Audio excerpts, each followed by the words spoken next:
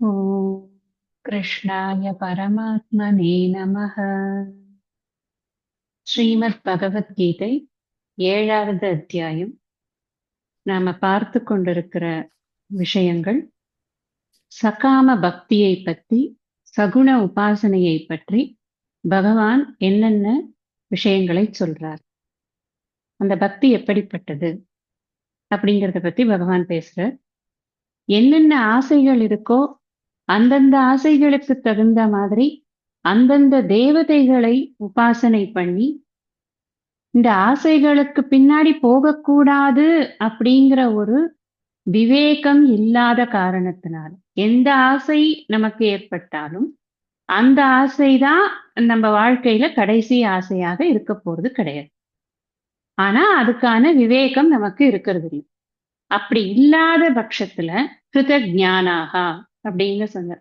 விவேகத்தை இழந்து, இந்த தெளிவா சிந்திக்கக்கூடிய ஒரு அறிவை இழந்தவர்கள் என்ன பண்றாங்க அப்படின்னா, எந்தெந்த தேவதைக்கு எந்தெந்த விதமாக நியமங்களை கடைபிடித்து அந்த உபாசனைகளை செய்யணுமோ, அந்த ரிச்சுவல்ஸ் எல்லாம் பண்ணணுமோ, அதையெல்லாம் பண்ணி அவர்கள் அந்த தேவதைகளிடமிருந்து தாங்கள் வேண்டிய வரங்களை பெறுகிறார்கள்.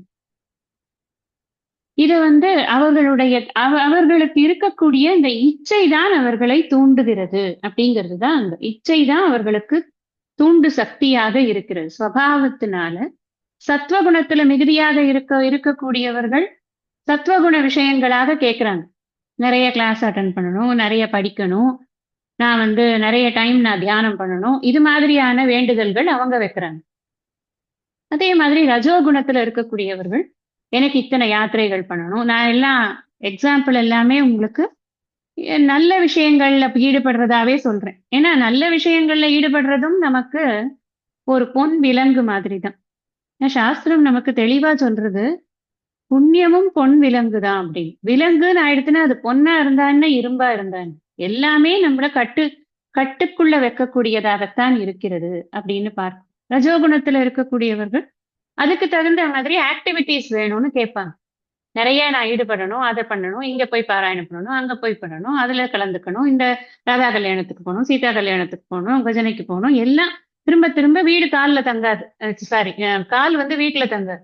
அப்படியே போயிட்டே இருக்கிறது. அதுக்கான சூழ்நிலையை எனக்கு கொடுன்னு வேண்டி கேட்டுக்கொண்டு அதுக்கான வேண்டுதல்களை நிறைவேற்றி கொண்டு இருக்கு.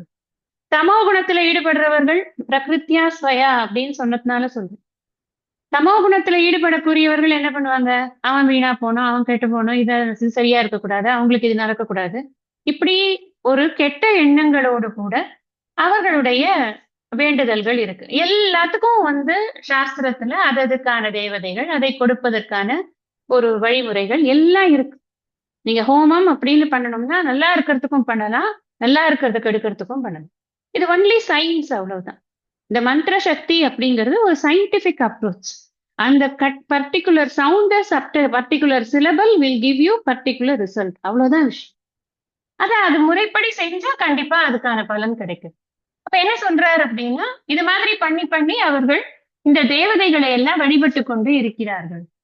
நானும் கொடுத்து கொண்டுதான்ப்பா இருக்கேன். யார் யார் எந்தெந்த தேவதை மூலமாக யோயோ யாம் யாம் தனும் பக்தர், எந்த விதமான உருவத்தை அவர்கள் ஏற்றுக்கொண்டு வழிபட்டாலும், அஷ்டமி அப்படின்னா முதல்ல போய் பைரவர் முன்னாடி நிக்கிறது. இன்னைக்கு நீங்க கோவில்லாம் பாருங்க, கொஞ்சம் யோசிச்சு பார்த்தோன்னா இந்த விஷயங்கள்லாம் உங்களுக்கு நல்லா புலப்படும்.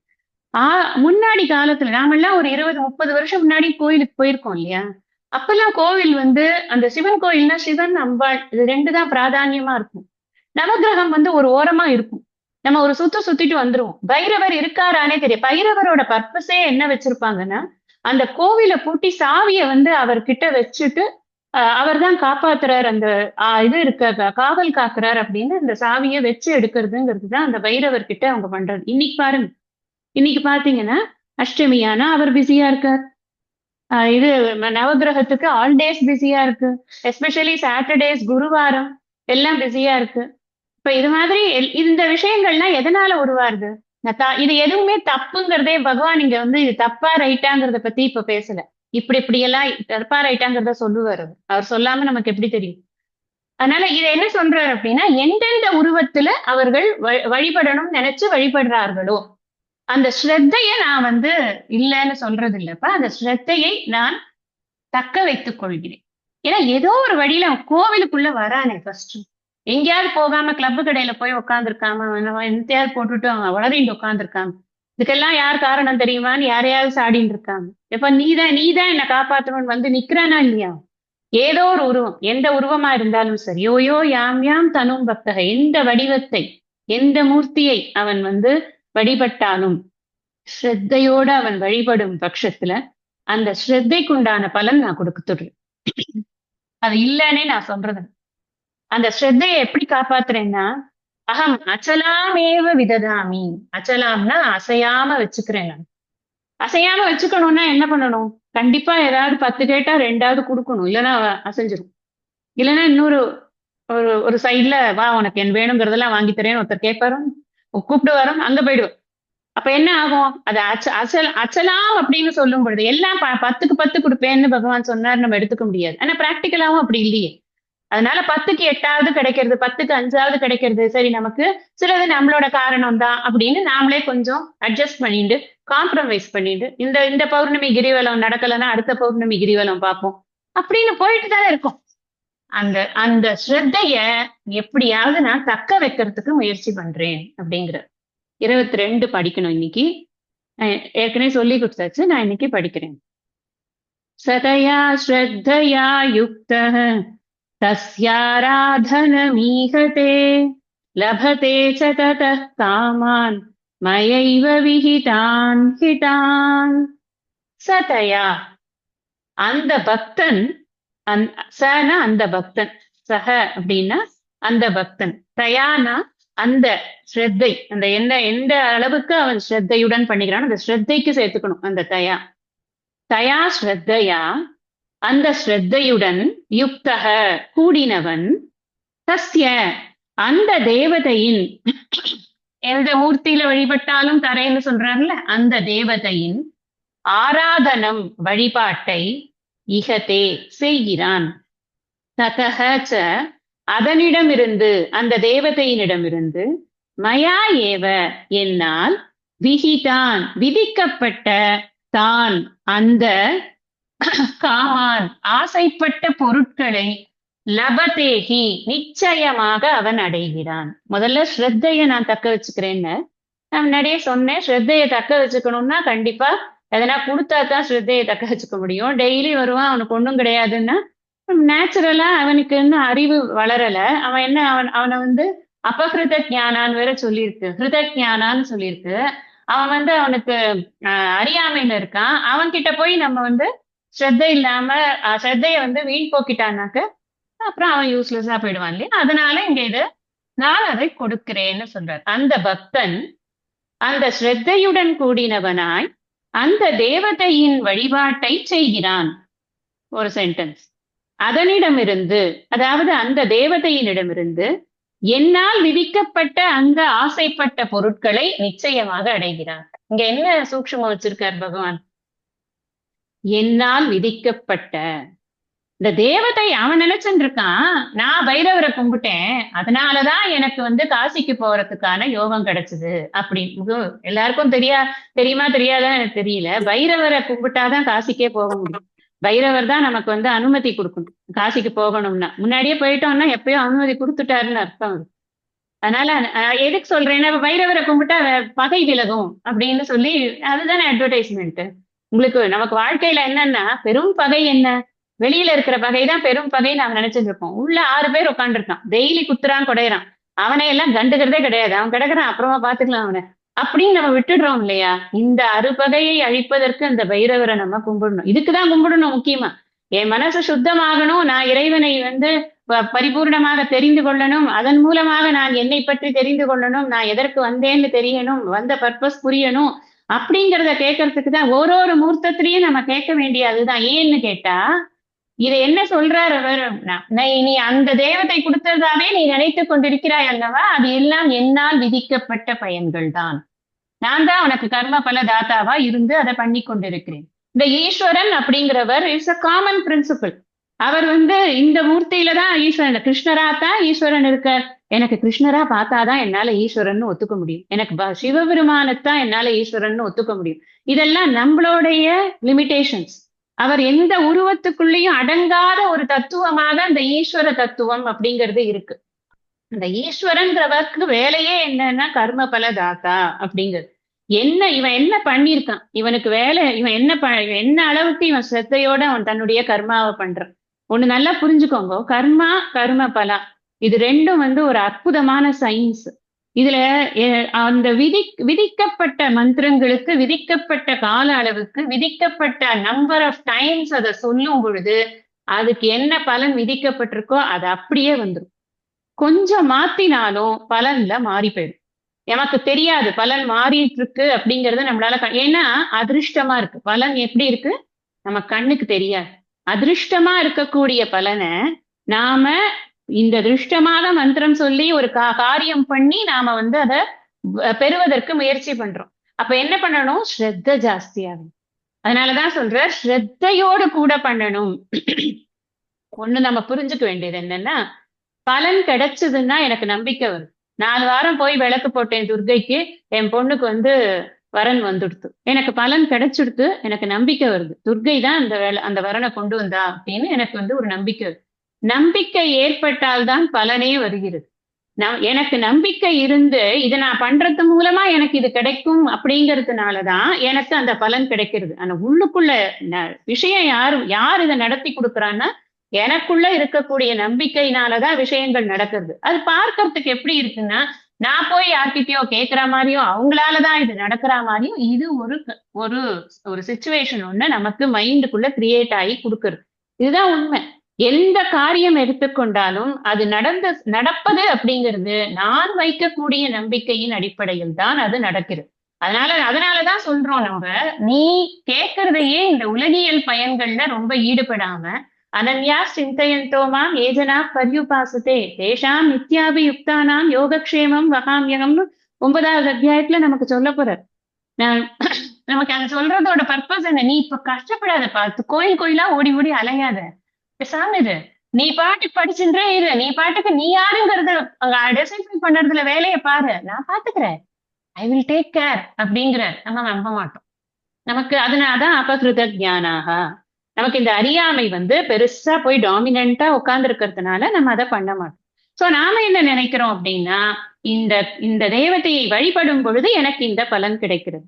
சரி பரவாயில்ல, நீ அப்படியே வச்சுக்கோ, உனக்கு எத்தனை சொன்னாலும் புரியாது, சரி அப்படியாவது நீ வழிபடு, நான் அந்த ஸ்ரத்தைக்கு தகுந்த பலனை கொடுக்கிறேன். இந்த என்ன ஸ்ரத்தை, நீ இதுல முக்கிய வார்த்தை என்ன, மயா ஏவ விகிதான், என்னால் விதிக்கப்பட்ட காமான், அந்த ஆசைப்பட்ட பொருட்களை லபத்தே, எப்படின்னா அவன் அந்த அந்த ஸ்ரத்தையோடு கூடியவனாய், அந்த வார்த்தை ரொம்ப முக்கியம். அவன் ஸ்ரத்தை இல்லாம அஸ்ரத்தையா பண்ணினான் அப்படின்னு சொன்னா அப்ப அவனுக்கு அந்த பலனானது நிச்சயமாக கிடைக்கவே கிடைக்காது. இந்த இடத்துல நாம வந்து உங்களுக்கு ஒரு டவுட் வரணும், டெக்னிக்கலா நம்ம பேசுறச்சே இவர் யார பத்தி சொல்றாரு, இங்க சகுண பிரம்மனை பத்தியா, நிர்குண பிரம்மனை பத்தியா, நிமித்த காரணனான ஈஸ்வரனை பத்தியா, விவர்த்த உபாதான காரணனான பிரம்மனை பத்தியா அப்படின்னு நமக்கு நிறைய டவுட்ஸ் வரும். ஆக்சுவலா பார்க்க போனா டெக்னிக்கலி த ஆன்சர் இஸ் கர்மபல தாத்தா அப்படிங்கிறவர் ஈஸ்வரன் தான். நிமித்த உபாதான காரணனான ஈஸ்வரன் தான் கர்மபல தாத்தா. அதனால அந்த நிமித்த காரணனான ஈஸ்வரன், அப்படி ஈஸ்வரன் எங்கேருந்து எப்ப வந்து வெளிப்படுறார், கிரியேஷன் பாடத்தை மறந்துடக்கூடாது. பிரம்மனோடு மாயை சேரும் பொழுது மாயையிலிருந்து முக்குணம் தோன்றுகிறது. அந்த முக்குணத்தில் தூய்தான முதற்குணமான சத்வகுணத்திலிருந்து ஈஸ்வரன் வெளிப்படுகிறார். இதை படிச்சிருக்கோமா? அப்ப அந்த ஈஸ்வரன் தான் நிமித்த காரணனாக இருக்கு. அவர் தான் வந்து இந்த கிரியேஷனுக்கு கிரீன் சிக்னல் கொடுத்து மாயையை விட்டு சரி பண்ண எல்லாம் அப்படின்னு பண்ண சொல்றது. அவர் தான் இந்த கர்ம பல தாத்தாவாக இருக்கிறார். நாம இதை இப்படி இது ஆக்சுவலி நிமித்த காரணனோட அவனுடைய வேலைதான், ரைட், ஒத்துக்கிறோம். ஆனா நிமித்த காரணன் வந்தது எப்படி, தானா வந்தார? இல்லையே. மாயையே தனியா இருந்தா நிமித்த காரணன் வருவாரா? வரமாட்டார். பிரம்மன் தனியா இருந்தா நிமித்த காரணன் வரமாட்டார். பிரம்மனும் மாயையும் சேரும் பொழுது இந்த பிரம்மனின் சக்தியின் காரணமாகத்தான் இந்த நிமித்த காரணம். அப்போ எல்லாத்துக்கும் அடிப்படை எப்பொருள் எத்தன்மை தாயினும் அப்பொருள் மெய்ப்பொருள் காண்பது அறிவு. அந்த மெய்ப்பொருள் யாருன்னா பிரம்ம தத்துவம். அப்ப நம்ம இதை எப்படியும் புரிஞ்சுக்கலாம். இந்த மாதிரி ஈஸ்வரன்னு புரிஞ்சுக்கலாம், சகுண பிரம்மன்னு புரிஞ்சுக்கலாம், நிர்குண பிரம்மன்னும் புரிஞ்சுக்கலாம். இப்படிதான் இந்த ஸ்லோகத்தினுடைய அமைப்பு இருக்கு. சில ஸ்லோகங்கள் அப்படித்தான் இருக்கும். டைரக்டா இதுதான் நிர்குண பிரம்மன்னு சொல்லறதுக்கு சில ஸ்லோகங்கள் இருக்கும். சிலது இப்படியும் புரிஞ்சுக்கலாம், அப்படியும் புரிஞ்சுக்கலாம் இருக்கும். நமக்கு ஆனா எப்பவுமே சௌகரியம் என்ன அப்படின்னா, நிர்குணனாகவே அவனை புரிஞ்சுக்க மனசு வந்து தூய்மையோட இத டென்சிட்டி ஆஃப் தூய்மை வந்து இன்க்ரீஸ் ஆயிட்டே போகும். நீங்க சகுணனா பார்க்க பார்க்க என்ன ஆகும் அப்படின்னா, சகுணம்ங்கிறது என்ன, வித் பார்ட்ஸ் அண்ட் இதுதானே, ஃபங்க்ஷன் தானே. அதனால மனசு வந்து இந்த அபரா பிரகிருத்தில தான் போய் போய் நிற்கும் எப்ப பார்த்தாலும்.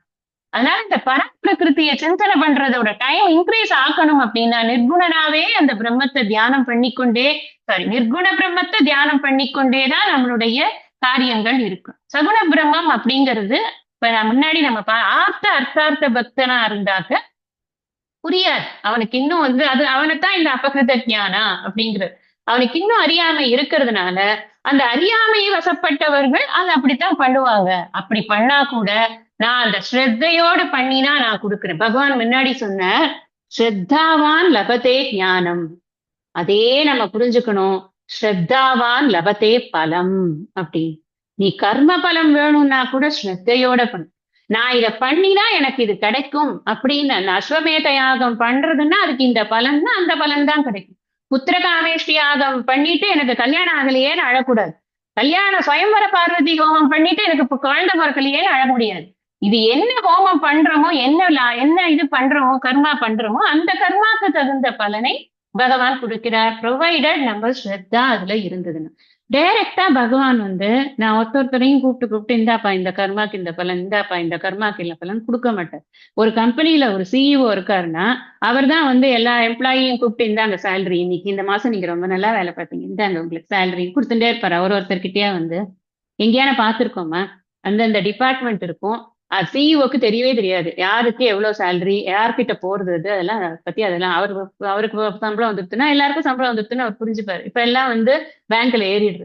அதுக்குன்னு ஒரு சிஸ்டம் இருக்கு, அதுக்குன்னு ஒரு ப்ரொசீஜர் இருக்கு, அதுக்குன்னு ஒரு டிபார்ட்மெண்ட் இருக்கு. அந்த டிபார்ட்மெண்ட் வேலை பார்க்கறது எல்லாருக்கும் சம்பளம் இதுதானே வந்துட்டு இருக்கு. ஒரு ஒரு ஒரு ஆபீஸ்னு எடுத்துங்க.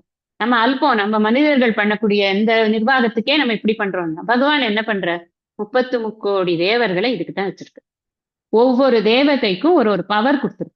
இந்த விஷயங்கள் நடந்ததுன்னா, இந்த இந்த கோரிக்கைக்காக இந்த மாதிரி ஒரு பூஜை நடந்ததுன்னா நீ இதை பண்ணு.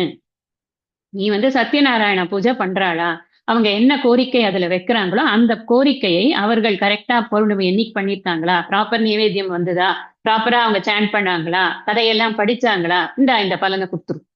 இதுதான் வந்து சயின்ஸ், வேற ஒன்றும் கிடையாது. அதை பண்ணினா நீ அதை கொடுத்துடு அப்படின்னு. அது டெலிகேஷன் ஆஃப் அத்தாரிட்டி. ஈஸ்வரன்கிறவர் என்ன பண்ற, 33 தேவர்களுக்கும் அந்த அத்தாரிட்டியை டெலிகேட் பண்ணி கொடுத்துடுறார். அவர்கள் அந்தந்த கர்மாவுக்கு தகுந்த மாதிரி ஈஸ்வரன் என்ன விதிச்சிருக்காரோ அதுக்கு தகுந்த மாதிரி கொடுக்கிறார். ரைட். அப்போ இன்னொரு விஷயம் இதுல இருக்கு. பகவான் வந்து தேவதைகள் மூலமாக கொடுக்கிறார். எந்த கர்மா இன்னைக்கு பண்ணின சத்யநாராயண பூஜைக்கு இன்னைக்கு பலனா? நானும் 10 வருஷமா சத்யநாராயண பூஜை பண்ணிட்டு இருக்கேன், ஒரு ஒரு ஒரு ஒரு கோரிக்கை நிறைவேறல. ஒரு இது வருமே இல்லையா, நீங்க பண்ணி 2 மாசத்துல வந்துடுத்தா, எனக்கு என்னமோ வரவே இல்லை, நானும் ஆனா விடாம பண்ணிட்டு தான் இருக்கேன், பகவான் இன்னைக்குதான் கண் திறப்பாரோ, இந்த மாதிரி கேள்விப்படுறோமா இல்லையா? ஏன் அந்த டிஃபரன்ஸ் இருக்கு? ஒரு சயின்ஸ்ன்னு சொல்லியாச்சுன்னா சொன்னதை கேட்டுட்டு பலனை கொடு அப்படின்னா அது கொடுக்க வேண்டியதானே, ஏன் கொடுக்கல அப்படின்னா, கர்மா அப்படிங்கிறது, கர்ம பலன் அப்படிங்கிறது இப்ப பண்ற கர்மத்துக்கு இப்பவே பலன் அப்படின்னு. இப்ப கர்ம பலன், இப்ப கர்ம பண்ற கர்மம், ஏற்கனவே பண்ணி நாம சேர்த்து வச்சிருக்க கூடிய கர்மம், இதையெல்லாம் கணக்கு பார்த்து சரி பார்த்து நேர் பார்த்து சீர் பார்த்து தான் கொடுக்கிறாரு பகவான். சும்மா கர்ம பலதாத்தான்னு சொன்ன உடனே இன்னைக்கு லென்ஸ் வச்சு பார்த்து இவன் இதை பண்ணிட்டான் அவன் அதை பண்ணிட்டான் அப்படின்னு பார்த்தா, யாரையாவது ஒருத்தரை அவமரியாதையா பேசிட்டு ஒருத்தர் ரோட்ல போயிட்டு இருக்கிறச்சே டமால்ல தடுக்கி விழ வேண்டியதானே. எங்க விழுறாங்க? யார வேணா என்ன வேணா ஹர்ட் பண்ணிட்டு எல்லாரும் ஜாலியா தானே சுத்திட்டு இருக்காங்க, நம்ம நிறைய தானே பார்த்துட்டு இருக்கோம். அது ஏன்னா அந்த கர்மாக்கு அப்பப்பவே பலன் கொடுக்கறதுங்கிறது இல்லை.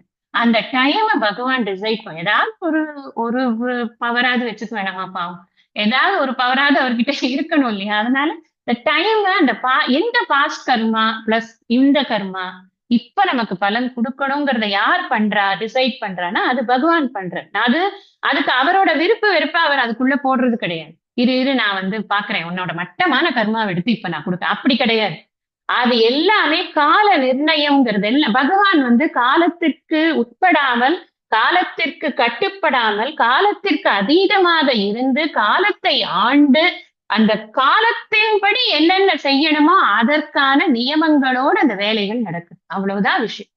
அப்போ இந்த பகவான் அதனாலதான் பகவான வேண்டுதல் வேண்டாமை இலான் அப்படின்னு சொன்னது ஏன் அப்படின்னா வேண்டியவன் ஒருத்தன் அதனால அவனுக்கு கொடுக்கணும். அவன் நல்லா வந்து நல்லவனா இருக்கான் அதனால இவனுக்கு சொசைட்டில பேரும் புகழும் கொடுக்கணும். அவன் கெட்டவனா இருக்கான் அதனால இவனை இழிவுபடுத்தணும் அப்படின்னு பகவான் வந்து வேணும் வேண்டாங்கிறத நம்ம பார்வையில வைத்து டிசைட் பண்றதே கிடையாது. இப்ப இப்ப இந்த இடத்துலதான் இந்த ஸ்ரத்தைங்கிற இது வந்து காம்பனன்ட் வந்து வேலை செய்யுது. இப்ப நான் எந்த அளவு ஸ்ரத்தையோட ஒரு கர்மா பண்றேன். நமக்கு என்ன தெரியும்? நம்ம இப்ப வந்து வீட்டுல ஏதாவது ஒரு ஒரு இது பண்றோம், ஒரு பூஜை பண்றோம்னா யாரையாவது கூப்பிடுவோம். அவங்க வந்து மந்திரங்கள்லாம் சொல்லுவாங்க. நம்ம அவங்களுக்கு கொடுப்போம். நம்ம அவங்க அவங்க சொல்லுவாங்க, நீங்க இந்த பூஜை பண்ணணும்னா இத்தனை தானங்கள் பண்ணணும். நீங்க இந்த மாதிரி விசிறி கொடுக்கணும், கொடை கொடுக்கணும், அப்புறம் செருப்பு கொடுக்கணும், அப்புறம் வந்து நீங்க இது சொர்ணம் கொடுக்கணும், வெள்ளி கொடுக்கணும், இப்படி எல்லாம் லிஸ்ட் கொடுக்குறாங்கன்னு வச்சுக்கோங்க. நம்ம நம்ம என்ன பண்ணுவோம்? பைசா எல்லாம் இருக்கு. நம்ம வாங்கிடுறோம். வாங்கிட்டு ஒரு ஒரு தரம் கொடுக்கணும். பாவி ஒரு இன்கம் டேக்ஸ் கிடையாது, ஒண்ணு கிடையாது. வாங்கிட்டு போய் நல்லா போட்டுக்கிறான். என்னத்த இவனுக்கு எல்லாம் நம்ம சம்பாதிமா டாக்ஸ் கட்டி கட்டி இவன்கிட்ட கொண்டு கொடுக்க வேண்டியிருக்கு. இந்த ஆட்டிடியூட் மாதிரி உள்ள இருந்துடுத்துன்னு சொன்னா எத்தனை கோடி ரூபாய் கொடுத்து அதை வாங்கி நாம கொடுத்திருந்தாலும் அந்த ஸ்ரத்தா இல்லாம போய் அப்ப என்ன ஆகுது? கர்மா நடந்துட்டா நடந்துடுச்சு. கர்மா வந்து வெல் டன், ரொம்ப நல்லா சூப்பரா நடந்தது, ரொம்ப திருப்தியகான்னு வாங்கி ஜம்முன்னு போயிடுவாங்க. சுவாமி பார்த்துட்டு இருப்பார். நம்ம உள்ளுக்குள்ள என்ன நினைக்கிறோம்னு யாருக்கு தெரியும்? அந்த மலர் மீசை ஏகினவனுக்கு கண்டிப்பா தெரியும். இது வந்து தெரியாம போகும். அப்ப அந்த ஸ்ரத்தை இல்லாத அந்த ஸ்ரத்தையோடு பண்ணாத கர்மா, நான் ஒரு 100 கர்மா பண்ணிருக்கேன்னா கூட 100 நல்ல காரியம் பண்ணிருக்கேன்னா கூட என்னோட ஸ்ரத்தை ஒண்ணும் இல்ல. ஒருத்தர்கிட்ட ஒரு ரூபாய் கொடுக்குறோம்னா கூட அந்த ரூபாய வாங்கி அவன் நல்லா இருக்கான்.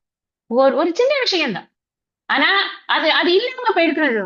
ஆமா சும்மா தொண புடுங்கிட்டு இருந்த அப்படின்னு கொடுக்கறதுக்கும் இப்படி கொடுக்கறதுக்கும் எவ்வளவு டிஃபரன்ஸ் இருக்கு. இந்த டிஃபரன்ஸ தான் பகவான் பாக்குற. இதத்தான் ஸ்ரத்தைங்க. இந்த ஸ்ரத்தை இதத்தான் ஸ்ரத்தைனா இது மட்டும்தான் ஸ்ரத்தைன்னு எடுத்துக்க வேண்டாம். இது ஒரு எக்ஸாம்பிளுக்காக நான் சொல்றேன், புரிய வைக்கிறதுக்காக சொல்றேன். கர்மத்துல ஸ்ரத்த, கர்ம பலன்ல ஸ்ரத்த, ரெண்டுத்துலயுமே நீ நமக்கு எந்த ஆட்டிடியூட் தான் டிசைட் பண்றது. பலனை எது டிசைட் பண்றதுன்னா ஆட்டிடியூட் தான் டிசைட் பண்றது. ஏன்னா நான் எவ்வளவு பண்ணிருக்கேன் எனக்கு கிடைக்கல, எவ்வளவு பண்ணிருக்கேன் எனக்கு கிடைக்கல, இந்த விஷயத்த நம்ம காதுல கேட்டுக்கொண்டே இருக்கும். நீ எப்படி பண்ணினங்கிறது யாருக்கு தெரியும்? அது நமக்கு தெரியவே தெரியாது. நல்லாவே பண்ணியிருந்தாலும் முன்னாடி நீ நல்லா பண்ணாம ஒரு டைம் இருந்திருப்ப. சோ உனக்கு இப்ப வந்து அதை மேட்ச் பண்ணி கொடுக்க முடியாத சூழ்நிலையா இருக்கும். இப்ப நீ என்ன பண்ற? நல்லாவே பண்ணின்று.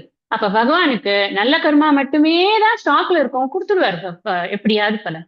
நம்ம இதெல்லாம் வந்து எப்படி புரிஞ்சுக்கணுங்கிறதுலதான் இருக்கு, வேற ஒண்ணும் கிடையாது. இப்ப பகவான் பலனை கொடுக்கிறார். போஸ்ட்மேன் என்ன பண்றது, சாரி தேவதாஸ் என்ன பண்றாங்க அப்படின்னா ஒரு போஸ்ட்மேன் மாதிரி வந்து வேலை பார்க்கறாங்க.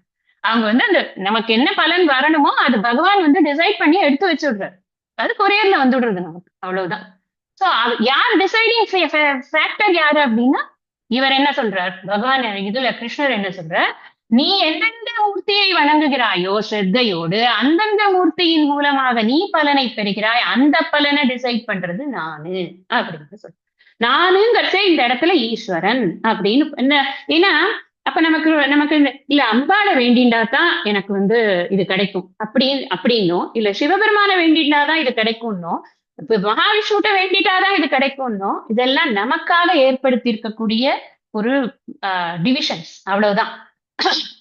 மற்றபடி யார வேண்டிக் கொண்டாலும் அந்த ஈஸ்வரங்கிற தத்துவம் தான் நமக்கு இதை கொடுக்கிறது. அந்தந்த தேவதைகள் மூலமாக நாம் பெறுவது போன்ற ஒரு தோற்றத்தை அது கொடுக்கிறது. அல்டிமேட்டா யார் அது இது வாங்கிக்கிறா? நம்ம செய்யறது அத்தனையும் யார்கிட்ட போறது? எங்க நம்ம 5வது அத்தியாயம் கடைசியில சொன்ன போக்தாரம் யஜ்ஞ தபசாம் சர்வலோக மகேஸ்வரம் சுக்ருதம் சர்வபூதானாம் ஞாத்வா மாம் சாந்தி ரிச்சதி. நான் தான்ப்பா எல்லாத்தையும் வாங்கிக்கிறேன். நீங்க என்னென்ன பண்றீங்களோ எந்தெந்த கர்மா பண்ண எல்லாம் சேரறது யாருக்கிட்டனா எனக்குதான் வந்து சேரும். I am the one who is getting. அப்ப I will be the one who will be giving. அவ்வளவுதான். நீங்க எந்த எந்த எந்த விதமா எந்த டிபார்ட்மெண்ட்ல வேணாலும் மனுவை கொடுங்க, வர்றதெல்லாம் அது வந்து சீஃப் மினிஸ்டர் கிட்ட தான் வரப்போகுது. அவர் தான் வந்து டிசைட் பண்ணி கொடுப்பார். சோ ஹி வில் பி த கர்மபல தாத்தா அப்படின்னு இப்ப லௌகிக்கமா ஒரு ஃபைல் மூவ் ஆகிற விஷயத்துல யோசிச்சோம்னா, அது மாதிரி இங்க இந்த அந்தந்த அந்த தேவதைகளுக்கு ஒரு டிபார்ட்மெண்ட் வச்சு அதை கொடுக்க வைக்கிறார். அல்டிமேட்டா யாரு கொடுக்குறா அப்படின்னா, இந்த பிரம்ம தத்துவம்னு புரிஞ்சுட்டோம்னா இன்னும் சௌகரியம். ஈஸ்வர தத்துவம்னு புரிஞ்சுட்டா கொஞ்சம் இது. அதுக்கு மேல பிரம்ம தத்துவத்தினால் தான் இது அனைத்தும் நடக்கிறது, இருக்கிறது அது ஒண்ணுதான் அப்படிங்கறதுல நாம விலகிக்கவே கூடாது. மைண்ட வந்து அதுல போட்டு ஸ்ட்ராங்கா வச்சுக்கணும். இப்போ சகாம பக்தி அப்படிங்கறத பார்த்திருக்கோம்.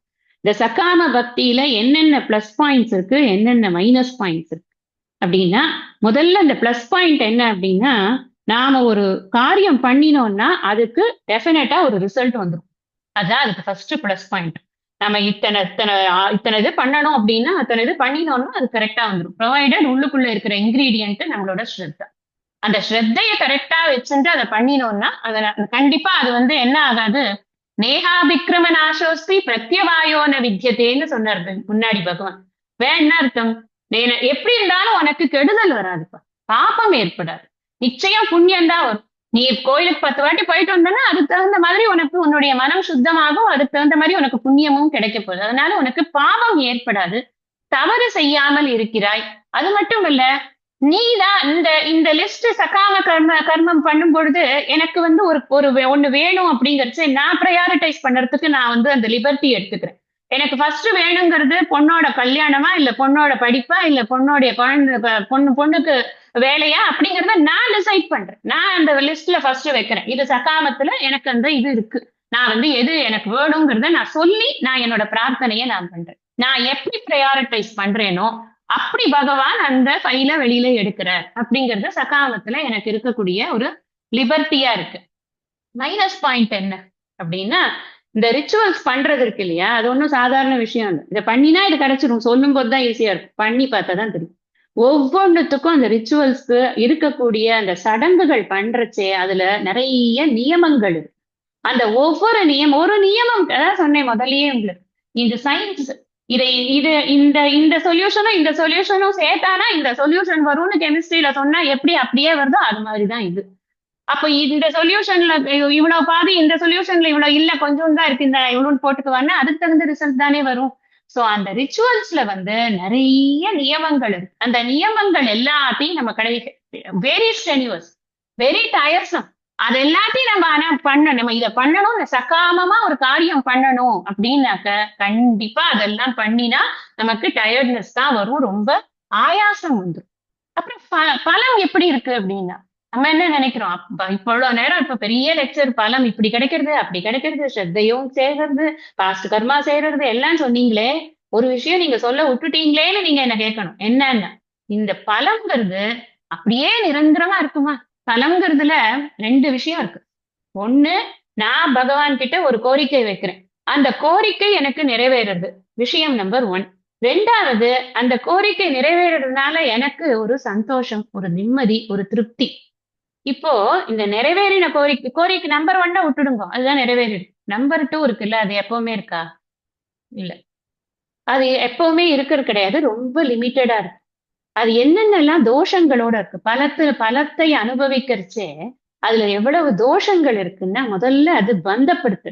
ஏய், இந்த ஹோமம் பண்ணிட்டேன்ப்பா, எங்க வீட்டுல இது நடந்தது, அதனால நான் அடுத்தது இதை பண்ணலாம்னு நினைச்சிட்டு இருக்கேன். நான் வந்து இதுக்கு போயிட்டு வந்தேன், இந்த கோயில் போயிட்டு வந்தேன்னா மாங்காடு போயிட்டு வந்தேன், அதே மாதிரி திருவேற்காடும் போயிடலான்னு பாக்குறேன், அப்புறம் நான் அதை அங்க கோரிக்கை வைக்கலான்னு இருக்கேன். அடுத்தா பந்தப்படுத்து. இதை பண்ணியாச்சுன்னா அடுத்தது, அன்னைக்கு சொன்னேன், ஆசை என்பது இன்னொரு ஆசைக்கு விதையிட்டு விட்டுத்தான் போகும். அப்ப அது வந்து அடுத்ததுக்கு ரெடி பண்றது. அதனால நம்மள அதுக்குள்ளேயே வச்சுட்டு இருக்கு. எப்ப பார்த்தாலும் எங்க எங்க போய் எதை பண்ணலாம், எங்க போய் எதை பண்ணலாம். அந்த எந்த சனீஸ்வரன் 7.5 சனியில 7.5 வருஷமும் நம்ம 7,000 சனீஸ்வரன் கோயிலுக்கு போயிட்டே இருக்கும். அவ்வளவுதான், அதுதான் நடக்கும் கடைசி. அவ்வளோ பந்தமா போயிடும் அது. அது வந்து நம்மள பந்தப்படுத்தி விட்டுடும், பந்த தத்துவம். அதுக்கப்புறம் என்னன்னா அதிருப்தி. என்ன கொடுத்தாரு, நல்ல வரன் கிடைக்கலையேன்னு சொல்லிட்டே இருந்தேன், கொடுத்தாரு, வந்திருக்கு, எல்லாரும் எல்லா வீட்லயும் இருக்கிறதாங்க, என்னத்த சொல்றது போங்க. என்னத்த கிடைக்கவே இல்லைன்னு உட்காந்து முட்டுன்னு முட்டிவிட்டு ஏதோ கொடுத்தாரானா அந்த கொடுத்ததுல குறை அதிருப்திகரம். எனக்கு எனக்கு திருப்திங்கிறதே வரவே வராது. ஏன்னா நான் என்ன நான் ஒரு ஸ்டாண்டர்ட் வச்சிருக்கேன்னா அந்த ஸ்டாண்டர்டுக்கு பகவான் எனக்கு கொடுக்கவே இல்லை. அதனால எனக்கு திருப்தியாவது ஒண்ணாது. எனக்கு என்னைக்குமே திருப்தியே வரும். ரெண்டாவது. மூணாவது என்ன, இது நித்தியமா இருக்க போறது இல்ல. இந்த சந்தோஷம்ங்கிறது எப்ப பாரு இருக்க போறதா என்ன? இது எப்ப பாரு இருக்காது. கொஞ்ச நேரம் இருக்கும், அப்புறம் ஓடி போயிடும். அப்ப அந்த இது கிடைக்கிற வரைக்கும் அப்புறம் என்ன ஆகுது, அடுத்த ஆயாசம் வந்துடும், அடுத்த இது வந்துடும், அதுக்கு போயிடும் மனசு. அதனால இந்த சந்தோஷம், இந்த ஆனந்தம் அப்படிங்கிறது, நிறைவுங்கிறது, நிம்மதிங்கிறது இருக்க போறது இல்ல. அது திருப்திங்கிறது இருக்க போறது அதிருப்திகரத்துவம் தான். அதனால அனித்தியமானதா அந்த அந்த சந்தோஷம் இருக்கு. நாலாவது துக்க மிஸ்ர தத்துவம். இதெல்லாம் முன்னாடி சொல்லியிருக்கேன் உங்களுக்கு. 2வது அத்தியாயம் படிக்கும் போதே இதெல்லாம் சொல்லியிருக்கேன், ஞாபகப்படுத்துறேன். துக்க மிஸ்ரு தத்துவம் அப்படின்னா என்ன? துக்கத்தோடு கலந்தது. துக்க யோனிய ஏவச்ச பகவானே சொன்ன, ஏகி சம்ஸ்பர்சுஜா யோகம் துக்க யோனிய ஏவச்ச.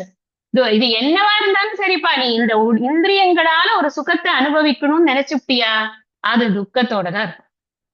இது துக்கம் இல்லாம இருக்காது. நம்ம பாக்குறதுக்கு நமக்கு இந்த மாதிரி தோணும், ஆஹா ரொம்ப வருஷமா நினைச்சிட்டு இருந்த வேலை நடந்துருது, பகவான் கொடுத்துட்டார் அப்படின்னு தோணும். அதுக்கப்புறம் அதுல கிளை கிளையா நிறைய பிரச்சனைகள் வரும். அப்ப நமக்கு மறுபடியும் துக்கம் தான். அதனால இந்த சகாம பக்தி அப்படிங்கறதுல இவ்வளவு லிமிடேஷன்ஸ் இருக்கு. இத பத்தி தான் அடுத்த ஸ்லோகத்துல பகவான் பேச போறார். அந்தவத்து பலம் தேஷாம் தத்பவத்யல்பமேதசாம் தேவான் தேவயஜோ யாந்தி மத்பக்தா யாந்தி மாமபி. தூ ஆனால் அல்பமேதசாம் அல்ப புத்தியை உடைய, தேஷாம் அவர்களுடைய, தத்து அந்த, பலம் பலன், அந்தவத்து முடிவுடையதாக, பவதி இருக்கும், தேவ யஜ தேவர்களை வழிபடுபவர்கள், தேவான் தேவ பதவியை, யாந்தி அடைகிறார்கள், மத்பக்தாக என்னுடைய பக்தர்களோ, யாரு? ஜிக்ஞாசு பக்தர்கள். இறைவனை பற்றித்தான் நான் அறிய வேண்டும் நினைக்கிறாங்கல்ல, 4 வகை பக்தர்கள்ல 3வது வகை பக்தர்கள் ஜிக்ஞாசு பக்தர்கள். மாமபி என்னையே யாந்தி அடைகிறார்கள். ஆனால் அல்ப புத்தியை உடைய அவர்களுடைய அந்த பலன் முடிவுடையதாக இருக்கும். தேவர்களை வழிபடுபவர்கள் தேவ பதவியை அடைகிறார்கள், என்னுடைய பக்தர்களோ என்னையே அடைகிறார்கள். எவ்வளவு அழகா சொல்றார்கள். இது அல்ப புத்தியை உடையவர்கள்னு வேற திட்டுறாரு வேற பகவான். நமக்கு வாழ்க்கையில 1000 பிரச்சனை இருக்கு. இந்த பிரச்சனையெல்லாம் யார்கிட்ட போய் கேட்கறது? அதனாலதான் நாம இருக்கக்கூடிய தேவதைகள்ல இந்த விஷயங்களை எல்லாம் கேட்டு கேட்டு வாங்குறோம். ஆனா பகவான் சொல்ற, நீ அதெல்லாம் கேட்டு கேட்டு உன்னோட நேரத்தை கொண்டு போய் வேஸ்ட் பண்ணிட்டு இருக்கியே, நீ என்ன பண்ணணுங்கிறதுக்கு தான் நான் அழகா சொல்லியிருக்கேனே வேதாந்தத்துல, நீ அந்த வேலையை பண்ணினியானா உனக்கு இந்த உலக விஷயங்கள்ல இருக்கக்கூடிய கவலைகள்ங்கிறது இருக்காதே. நம்ம அதுதான் பகவான் நமக்கு கொடுக்கிற மெசேஜ்.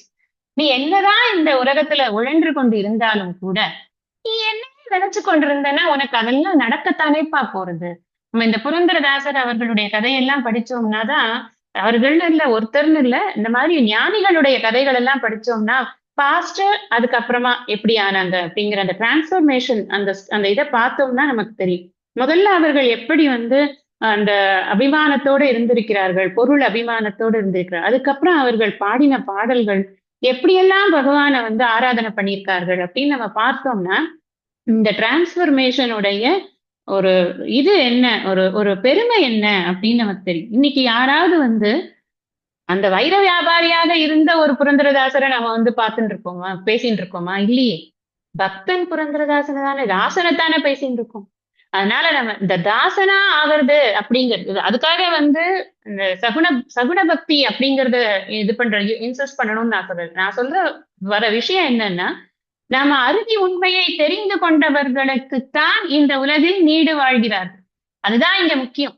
வேண்டுதல் வேண்டாமை இலானடி சேர்ந்தார்க்கு யாண்டும் இடும்பை இல. இந்த உலக இடும்பை அவனுக்கு இல்ல. உலகத்துல இருக்கக்கூடிய துன்பங்கள் அவனை தாக்கவே தாக்காதுன்னு பகவான் சொல்றாரு. அப்படின்னு பகவான் ஒரு கேரண்டி கொடுக்குறாரு அப்படின்னா அதை எடுத்துக்க வேண்டியதுதானே. அதை ஏன்பா எடுத்துக்கிறது இல்லைன்னு பகவான் போட்டு ஒரு குட்டு குட்டுறாரு. இதுலயும் சொன்னார் முன்னாடி நான் சொன்னேன் அந்த ஏகி சம்ஸ்பர்ஷஜா யோகம் அந்த ஸ்லோகத்திலையும் சொன்னேன். 2வது லைன்ல சொல்லுவார் ஆத்யந்தவந்த கௌந்தேய நதேஷு ரமதே புதக. இந்த துக்க கூடியது துக்கம் சேர்ந்ததாகத்தான் இந்த அனைத்து சுகங்களும் இருக்கு. இது வந்து இது முடிவுக்கு உட்பட்டதாக எல்லைக்குட்பட்டதாக இருக்கிறது. இது எல்லைக்குட்பட்டதாக இருக்கிறதுனால இதை பார்த்து அறிவுள்ளவர்கள் இதை பார்த்து ஆசைப்படுவது இல்லை. அவர்கள் இந்த இந்திரிய சுகங்களை மதிக்கிறதே கிடையாது. அதுதான் வேணும்னு அவர்கள் நினைக்கிறதே இல்லை அப்படின்னு அங்கேயும் சொன்னார். பகவான் பேச்ச மாற்றுறதே இல்லை, அதையேதான் சொல்லிக்கொண்டே இருக்கிறார். அதனால அது மட்டும் இல்ல, நான் முன்னாடியே சொன்னேன் இல்லையா, இப்ப சொன்னேன் பாருங்க, உங்களுக்கு சகாம பக்தி பண்ணும் பொழுது என்ன, நீங்க பிளஸ் பாயிண்ட்ஸ் மட்டும் எழுதினா பத்தாது. நீங்க நான் சொல்ற லிமிடேஷன் சொல்றேன் இல்லையா, நெகட்டிவ் பாயிண்ட்ஸ் என்னென்ன இருக்கு, ஆயாசமா இருக்கு, நிறைய பண்ண வேண்டியதா இருக்கு, நிறைய ரிச்சுவல்ஸ் ஃபாலோ பண்ணணும், நிறைய ரூல்ஸ் அது எல்லாத்தையும் ஃபாலோ பண்ணணும், நியமங்கள் ஜாஸ்தி. அதுக்கு அது மட்டும் இல்ல, பலம் லிமிட்டடா இருக்கு. அந்த பலம் எப்படி இருக்கு, 4 வித தோஷங்களோட இருக்கு. இதைத்தான் நீங்க கட்டம் கட்டி இன்ட்டு போட்டு நல்லா வச்சுக்கணும். இதுதான் ஹைலைட் பண்ணி வச்சுக்கணும். இது பண்றதுனால நம்ம என்னன்னா, நம்ம ஏதோ எப்ப பார்த்தாலும் அதுலதான் புத்தி போறதுங்கிறதுனால அதை நீக்கணும்னா அதுல இருக்கிற தோஷத்தை நம்ம என்னங்கிறத தெரிஞ்சுக்கணும். அது தெரிஞ்சிட்டுன்னா அப்படி இப்ப ஏன்னா ஒண்ணும் இல்ல, ஒரு ஒரு ஹோமம் பண்ணணும்னு ஏற்பாடு பண்றாங்கன்னு வச்சுக்கோ. இங்க இல்ல, நான் சொல்றது இப்ப ஆசிரமம் நல்லா நடக்கணும் அப்படின்னா அதுக்கு ஒரு ஹோமம் சுவாமிஜி எப்பவும் பண்ணுவேன். பண்ணனா 1 வருஷம் பண்ணா பத்தாது, எவ்ரி இயர் பண்ணணும். எவ்ரி இயர் அது சில சில ஆசிரமங்கள்ல மாசம் மாசம் கூட பண்ணுவான். எவ்ரி இயர் பண்ணணும். அதுக்கான சங்கல்பங்கள் பண்ணணும், அதுக்கான திரவியங்கள் செலவு பண்ணணும், எல்லாம் இருக்கு இல்லையா. அது கண்டினியூஸா பண்ணிக்கொண்டே இருக்கணும். இப்ப பண்ணியாச்சு இனிமே வேண்டாம் அப்படின்னு இல்ல. வருஷா வருஷம் மழை வரணுங்கிறதுக்காக வருஷா வருஷம் அமிர்த வர்ஷினி ஜபம் பண்ணிட்டு தானே இருக்கோம். அப்படி பண்ணினாதானே வருது. அது நம்ம என்ன பண்றோமோ அதுக்கு தகுந்த பலன் தானே வருது. அந்த தேவதைகள் அப்படிதான். அதனாலதான் அல்ப அப்படின்னு சொல்லு. அல்பன்னா என்ன, கம்மி காலத்துக்கு இருக்கு, தீர்க்கமா இல்ல. இது ரொம்ப கம்மி காலத்துக்கு இருக்கிறதுனால இந்த புத்தியும் அல்ப புத்தியா இருக்கு. அதாவது கம்மி கம்மி காலத்துக்கு இருக்கக்கூடிய விஷயங்களையே நம்ம கேட்டுக்கொண்டிருக்கோம்.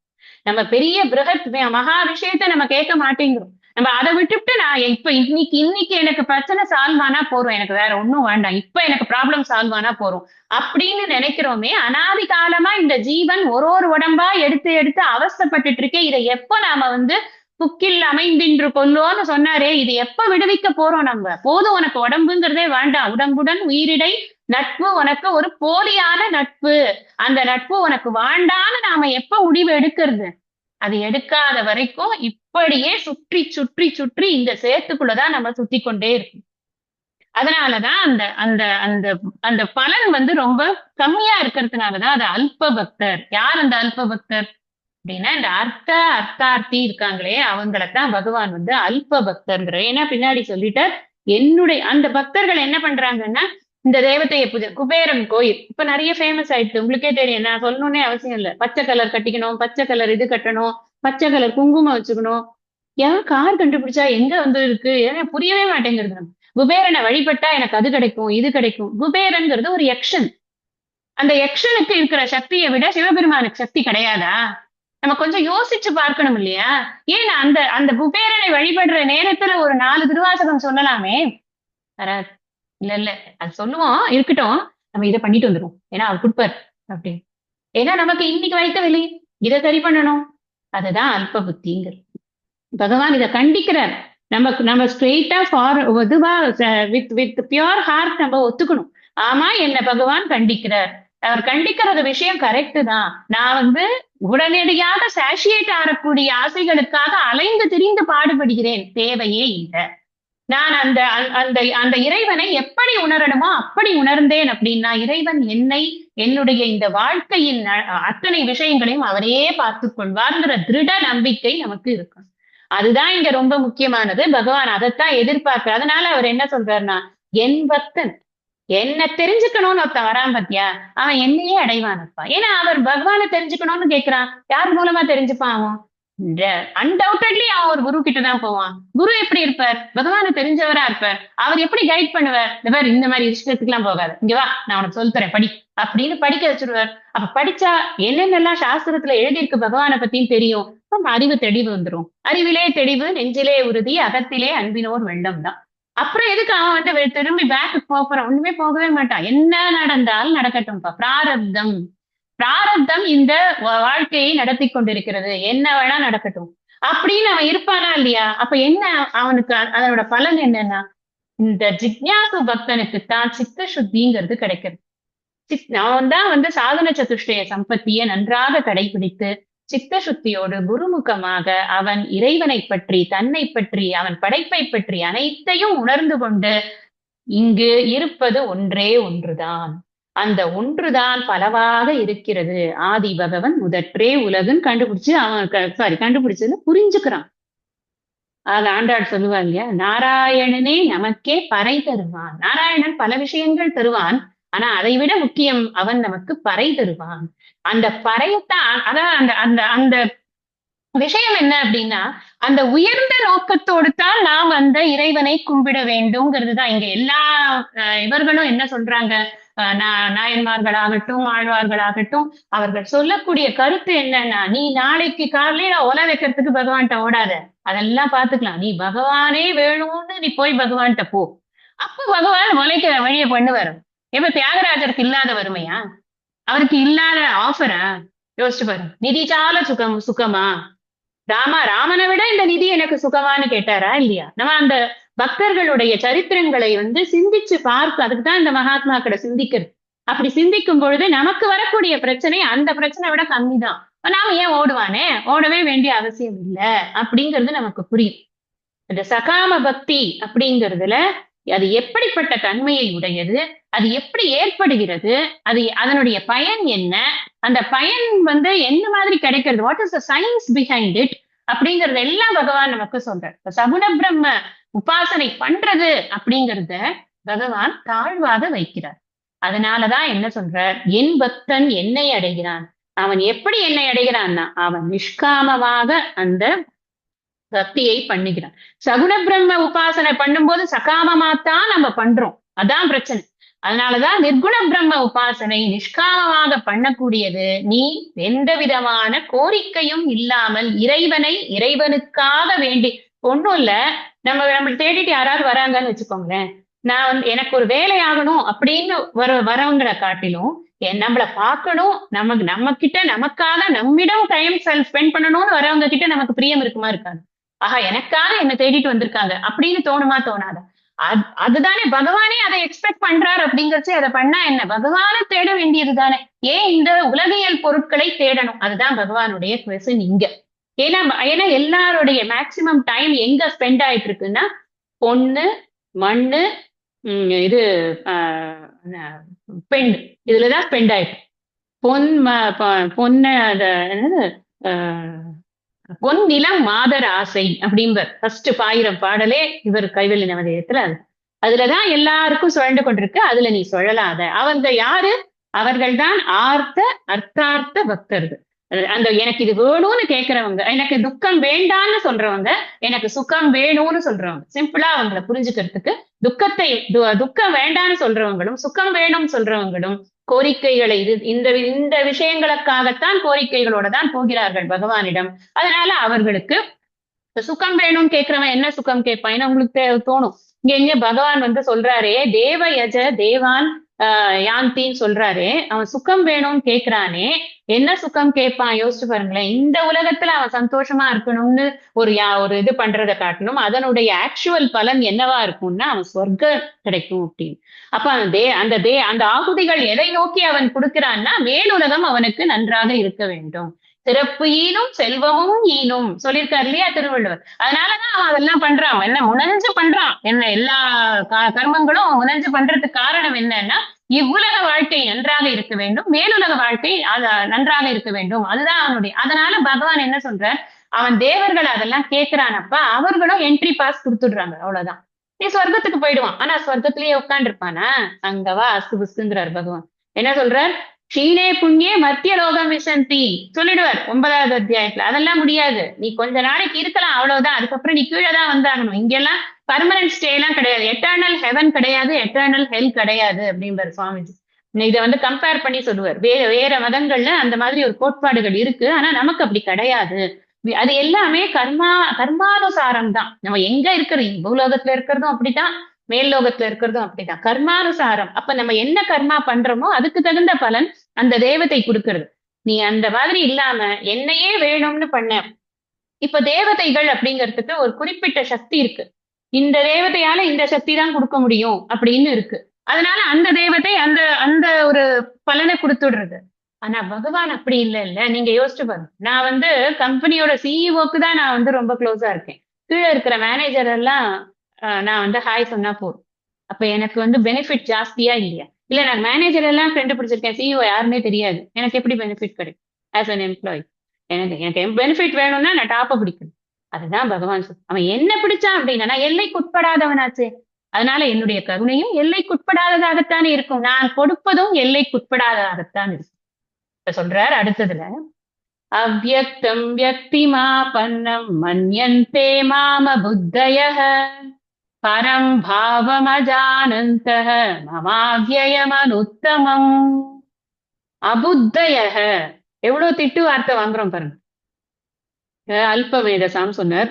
அபுத்தயக அப்படிங்கிற அபுத்தயகன்னா விவேகம் அற்றவர்கள். ஸ்ட்ரெயிட்டா சொல்ல போனா முட்டாள்னு அர்த்தம். அதை கொஞ்சம் வந்து பாலிஷ்டா விவேகம் அற்றவர்கள் அப்படின்னு போடுறோம். அவ்யயம், மாறுபாடு இல்லாததும், அனுத்தமம், எனக்கு மேலானது இல்லாததும், எனக்கு இன்னொன்று எனக்கு விட மேலுன்னு ஒண்ணு கிடையாது, மேலானது எதுவும் இல்லாததும், அனுத்தமம். மம, என்னுடைய பரம்பாவம், அனுத்தமங்கிறத ஒப்புயர்வற்றதும் அப்படியும் நம்ம சொல்லணும். ஒப்புயர்வற்றதும் அல்லது மேலானது இல்லாததும், மம என்னுடைய பரம்பாவம் பரமாத்ம ஸ்வரூபத்தை அஜானந்தக அறியாதவர்களாய், அவ்யக்தம் இந்திரியங்களுக்கு புலப்படாத தோற்றமற்ற, மாம் என்னை, வியக்திம் உருவமாக தோன்றுதலை, ஆபன்னம் அடைந்தவனாக, மன்யந்தே கருதுகிறார்கள். இங்கதான் பகவான் வந்து ஸ்ட்ரெயிட்டாவே சொல்லிடுறார். விவேகமற்றவர்கள், அவர் தன்னை பத்தி சொல்ற விவேகற்றவர்கள்ங்கிறது இந்த பக்தர்கள். இங்கே அடுத்தது என்ன சொல்ற, தன்னை பத்தி சொல்ற விவேகமற்றவர்கள் மாறுபாடு இல்லாததும் ஒப்புயர்வற்றதும் ஆன என்னுடைய பரமாத்ம ஸ்வரூபத்தை அறியாதவர்களாய், இந்திரியங்களுக்கு புலப்படாத தோற்றமற்ற என்னை உருவமாக தோன்றுதலை அடைந்தவனாக கருதுகிறார். என்ன அர்த்தம் அதுக்கு? அவனுக்கு விவேக புத்தி இல்லப்பா, அவனுக்கு சென்ஸ் இது இல்ல, டிஸ்கிரிமினேட்டிங் பவர் இல்லை, அவன் படிக்கல, அதனால அவனுக்கு தெரியல, அவன் வந்து அறியாமையில இருக்கான், அவன் தான் அந்த விவேக புத்தி இல்லாதவனா இருக்கு. அவன் என்ன பண்றான், எனக்கு நான் எப்படி இருக்கேன் தெரியுமானு, நான் வந்து சேஞ்சே கிடையாது, ஐ சேஞ்ச்லெஸ் பினாமினல். எனக்கு எனக்கு ஏதாவது ஒரு பார்ட் இருந்தா தானே சேஞ்சா இருக்கு. தலைமுடி இருந்தா தானே நரைக்கும். நான் தலையே கிடையாது, எனக்கு என்ன தலைமுடி, அதனால எனக்கு பார்த்தே கிடையாது. நான் வந்து மாறுபாடே இல்லாதவனாக அத்தியயமாக இருக்கிறேன். அனுத்தமம், என்னை போல இன்னொன்னு கிடையாது, என்னை விட மேலானதும் கிடையாது. அப்ப எனக்கு ஒப்புயர்வற்றவனாக நான் இருக்கிறேன். தனக்குவமை இல்லாதான் தாழ் சேர்ந்தார் கல்லால் மனக்கவலை மாற்றல் அரிது. தனக்குவமை இல்லாதவனாக நான் இருக்கிறேன். அப்படி இருக்கேன். அது மட்டும் இல்ல, பரமுகாக என பரமாத்ம ஸ்வரூபமாக நான் இருக்கிறேன். எல்லாவற்றுக்கும் மேலான ஸ்வரூபமாக நான் இருக்கிறேன். நீ என்னெல்லாம் நீ இந்த இந்த வனதாலும் வாக்காலும் எதையெல்லாம் அறிய முடியுமோ அதற்கெல்லாம் அப்பாற்பட்டதாகதல்லவா நான் இருக்கிறேன். புரிஞ்சுக்கலையேப்பா, அஜானந்தக. கொஞ்சம் கூட புரிஞ்சுக்கவே இல்லைம்மா அவன். அவன் என்ன பண்றானோ, தோற்றமே இல்லாத இந்திரியங்களுக்கே புலப்படாத என்னை ஒரு உருவத்துல அடைச்சு வச்சு பார்க்கணும்னு ஆசைப்படுறான். எப்பேற்பட்ட ஆளா இருப்பான் அப்படின்னு பகவான் கேட்கிறார். இது இந்த ஸ்லோகத்துல இருக்கக்கூடிய கருத்துக்களை மேற்கொண்டு நாம அடுத்த சத்சங்கத்துல சிந்தனை பண்ணலாம். பகவான் கொஞ்சம் கொஞ்சமாக தன்னை இப்ப இதுவரைக்கும் சொன்னார், இந்த பக்தி, இந்த சகாம பக்தி சகுன பக்திங்கிறது ஏன் லிமிட்டடா இருக்குங்கிறதுக்கு. இதுக்கப்புறம் சொல்லுவார் தான் எப்படி இருக்கேங்கிறது. ஏற்கனவே சொன்னதுதான், அதை அது வேற பிரசன்டேஷன்ல இப்ப நமக்கு மறுபடியும் சொல்லுவோம். நம்ம அதை அடுத்த சத்சங்கத்துல படிக்கலாம். இன்னைக்கு இந்த அளவுல இன்னைக்கான சத்சங்கத்தை நான் நிறைவு பண்றேன். ஐயனே எனதுள்ளே நின்று அனந்த ஜென்மங்களாண்ட மெய்யனே உபதேசிக்க வெளிவந்த குருவே போற்றி. உய்யவே முக்தி நல்கும் உதவிக்கோர் உதவினாயேன் செய்யுமார் ஒன்றும் காணேன் திருவடி போற்றி போற்றி. நிறைவு பிரார்த்தனை.